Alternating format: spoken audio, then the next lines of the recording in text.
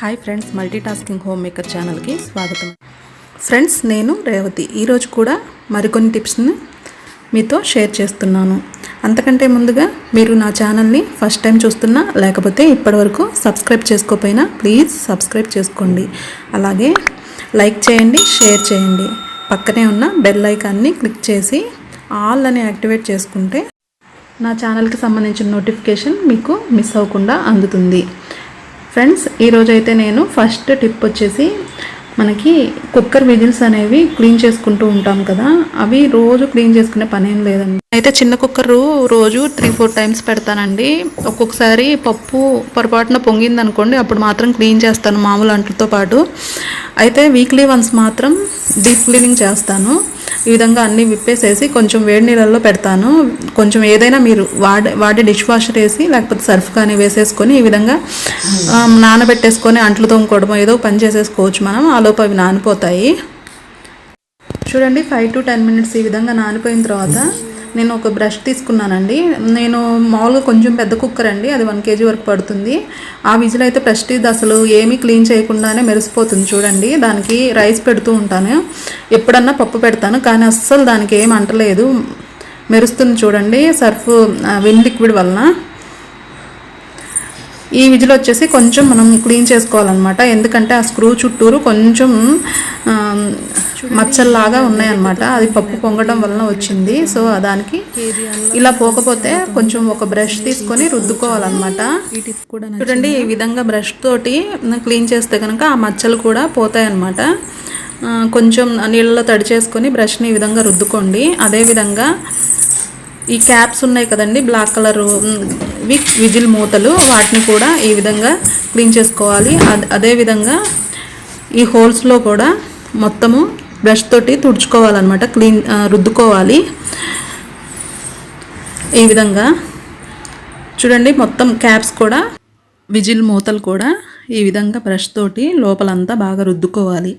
పప్పు అలా పొంగినప్పుడు అక్కడ పట్టేస్తుంది కదండి, అవి కూడా శుభ్రంగా రుద్దుకోవాలి. రుద్దుకున్న తర్వాత ఇవన్నీ రుద్దడం అయితే నాది అయిపోయిందండి. ఇప్పుడు నేను ట్యాప్ వాటర్ కింద బాగా క్లీన్ చేసుకుంటాను. క్లీన్ చేసుకొని తర్వాత పొడిగుడ్డతోటి శుభ్రంగా వీటిల్లో తుడుచుకుంటాను అనమాట. ఈ విధంగా పొడిగుడ్డతోటి ఈ కన్నాల్లో అంతా తడి లేకుండా తుడుచుకోవాలండి, లేకపోతే తుప్పు అనేది పడుతుంది. సో అందుకని తడి లేకుండా శుభ్రంగా తుడుచుకోవాలి. లేకపోతే స్టవ్ పక్కన జిడ్డు పట్టకుండా కొంచెం సేపు పెట్టుకున్నా కానీ ఆరిపోతాయి. మీకు ఎండలో పెట్టుకునే ఫెసిలిటీ ఉంటే ఎండలో పెట్టండి, లేకపోతే ఈ విధంగా మీ అందరిళ్ళల్లో ఇప్పుడు డ్రయర్స్ అయితే ఉంటున్నాయి కదా, హెయిర్ డ్రయర్ తోటి కొంచెం సేపు ఈ విధంగా డ్రై చేసినట్లయితే ఇవి ఇంకా ఎండలో పెట్టుకునే పని లేదండి. అలా మూతలు పెట్టేసుకోవచ్చు. మన ఇంట్లో కత్తెరలు పదును పోతూ ఉంటాయి కదండి, తెగవు కదా సరిగ్గా, కట్ చేస్తుంటే కట్ అవ్వవు. అలాంటప్పుడు ఏం చేస్తారంటే సిల్వర్ పేపర్ కొని వేస్ట్ చేసే పని లేదండి. మనకి ఇప్పుడు బిస్కెట్ ప్యాకెట్స్కి వీటికి ఈ విధంగా ఇస్తున్నారు కదండి. ఇది వచ్చేసి రస్క్ అండి, బ్రిటానియా రస్క్, అలాగే పార్లే, వీటికి కూడా ఇలాంటి పేపర్స్ అనేవి పెట్టేసి ఇస్తున్నారు. సో ఈ పేపర్స్ వచ్చేసి మనం ఈ విధంగా 4 మడతల మీద మడిచేసేసుకొని వీటిని కట్ చేసుకుంటే కనుక చక్కగా తర్వాత తెగుతాయండి. ఇది నేను ఎప్పుడు ఇలానే చేస్తాను. సిల్వర్ పేపర్ అయితే యూజ్ చేయనండి కొన్నది. ఇవి కట్ చేస్తే కనుక చక్కగా తెగుతాయండి తర్వాత బాగా. మీరు కూడా ట్రై చేసి నాకు కామెంట్లో చెప్పండి. చాలా బాగా వర్క్ అవుతుంది ఇది. ఈ విధంగా చూడండి, 4 మడతల మీద పెట్టేసి కట్ చేస్తున్నాను. టిప్ నచ్చిందా అండి? ఇక సిల్వర్ పేపర్ కాకుండా మనకి ఇంట్లో ట్యాబ్లెట్స్ అయిపోయినవి ఉంటాయి కదండి, అవి కూడా ఇవి పదును పెట్టుకోవడానికి యూజ్ చేసుకోవచ్చు, వాడుకోవచ్చండి. ఈ విధంగా ట్యాబ్లెట్స్ అయిపోయిన ట్యాబ్లెట్ కవర్స్ ఉంటాయి కదా, అవి తీసుకోండి, షీట్స్. ఇక ఇవి తీసుకొని వాటిని కట్ చేసుకోవాలన్నమాట. చూడండి, ఈ విధంగా కట్ చేసుకున్న కూడా ఈ విధంగా కట్ చేసేటప్పటికి వన్ షీట్ అలా కట్ చేస్తేనే కొంచెం చేంజ్ అనేది తెలుస్తుందండి. తెగడం బాగా స్టార్ట్ అవుతుంది కత్తెర అనేది.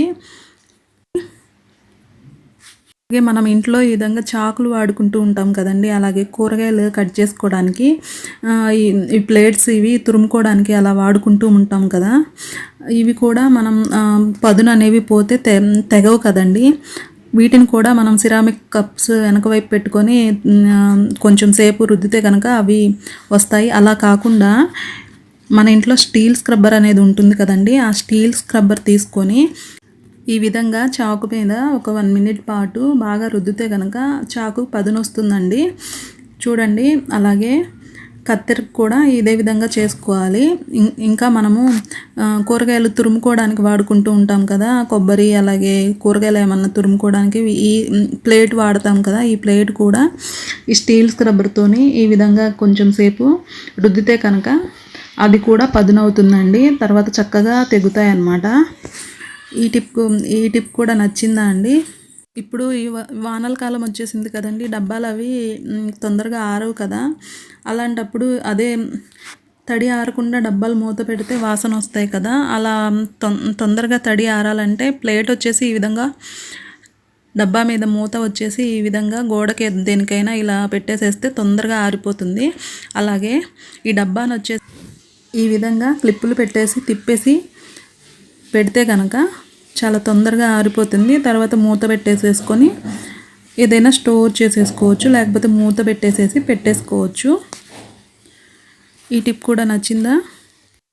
అల్లం అనేది స్టోర్ చేసుకోవడానికి, అలాగే దాన్ని తురుముకోవడానికి, ఇంకా దాని మీద చెక్కు తీసుకోవడానికి ఒక్కొక్కళ్ళు ఒక్కొక్క టిప్స్ అనేవి ఫాలో అవుతూ ఉంటారు కదా. నేనైతే అల్లం ఫస్ట్ ఈ విధంగా సేపు వాటర్లో నానబెట్టేసి తర్వాత ట్యాప్ వాటర్ కింద క్లీన్ చేసేసుకొని తర్వాత పొడిగుడ్డతోటి తుడుచుకుంటాను. తుడుచుకున్న తర్వాత బాగా తుడుచుకోవాలండి. తుడుచుకున్న తర్వాత ఒకవేళ ఈ మూలల్లో అలా మట్టి ఉందనుకోండి, అప్పుడు టూత్ బ్రష్ తోటి దీన్ని రుద్దేసి మళ్ళీ క్లీన్ చేసుకుంటే కనుక ఆ మట్టి కూడా పోతుంది. నేను తీసుకున్న అల్లంలో అయితే మట్టి ఏమీ లేదండి. సో ఇప్పుడు నేను దీన్ని బాగా తుడిచేసేసి తర్వాత ఇప్పుడు ఈ అల్లాన్ని తడి లేకుండా పొడిగా చేసుకున్న తర్వాత బాగా తుడుచుకున్న తర్వాత ఇలాంటి జిప్ లాక్ కవర్ ఒకటి తీసుకొని అందులో వేసేసుకొని ఫ్రిడ్జ్లో పెట్టేసుకుంటాను అన్నమాట. ఇది ఇంకా బాగుంటుందండి, ఏం పాడవదు. పొడిగా చేసుకొని జిప్ లాక్ కవర్లో వేసి పెట్టుకుంటే, లేకపోతే ఏదైనా ప్లాస్టిక్ డబ్బాలో పైన కింద టిష్యూ పేపర్స్ కానీ లేకపోతే పేపర్స్ కానీ వేసుకొని పెట్టుకున్నా కానీ అది ఎక్కువ రోజులు నిల్వ ఉంటుంది. అల్లం పొట్టు ఒక్కొక్కళ్ళు ఒక్కొక్క రకంగా తీస్తూ ఉంటారు కదండి. ఇది స్పూన్తో కానీ లేకపోతే చాక్తోనూ అలాగే ఇంకా చాలా చాలా యూజ్ చేస్తూ ఉంటారు. అలా కాకుండా మనం చాలా ఈజీగా ఇంట్లో ఉండే గరిటెతోనే తీసుకోవచ్చు. అది ఎలాగో చూద్దాం. ఇలాంటి బూందీ గంటలు ఇంకా పెద్దవి కూడా అందరి ఇళ్లలో ఉంటాయి కదండి. ఇలాంటి బూందీ గరిటెను ఒకదాన్ని తీసుకొని ఈ విధంగా చూడండి ఎలా వచ్చేస్తుందో. పొట్టంతా ఈజీగా వస్తుందండి, ఎక్కువసేపు పట్టదు, చాలా ఈజీగా తీసుకోవచ్చు. ఇప్పుడు ఈ కార్నర్స్లో మనం చాకు పెట్టేసి తీసేసుకుంటే సరిపోతుంది. చూడండి, మొత్తం చాలా నీట్గా త్వరగా వచ్చేస్తుంది ఈ విధంగా చేసుకుంటే కనుక. అలాగే ఈ అల్లం పొట్టు తీసుకోవడానికి ఇంకొక టిప్ వచ్చేసి, ఇలాంటి ఫిల్టర్స్ మన అందరి ఇళ్లలో ఉంటూ ఉంటాయి కదా. ఈ ఫిల్టర్స్ దీంట్లో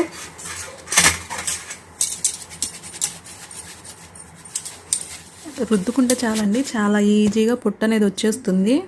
ఈ రెండు టిప్స్, ఈ గరిటను ఈ ఫిల్టర్తో చాలా ఈజీగా కేజీ పాయలైనా ఎక్కువ టైం అనేది పట్టదండి, చాలా తొందరగా తీసేసుకోవచ్చు పొట్టు అనేది. ఫ్రెండ్స్, ఈ వీడియో మీకు నచ్చిందా అండి? నచ్చితే కనుక లైక్ చేయండి, షేర్ చేయండి, అలాగే సబ్స్క్రైబ్ చేసుకోండి. సబ్స్క్రైబ్ చేసుకున్న తర్వాత పక్కనే బెల్ సింబల్ ఉంటుంది, క్లిక్ చేసి ఆల్ అని యాక్టివేట్ చేసుకోండి. నా ఛానల్కి సంబంధించిన నోటిఫికేషన్ మిస్ అవ్వకుండా అందుతుంది. Thanks for watching friends.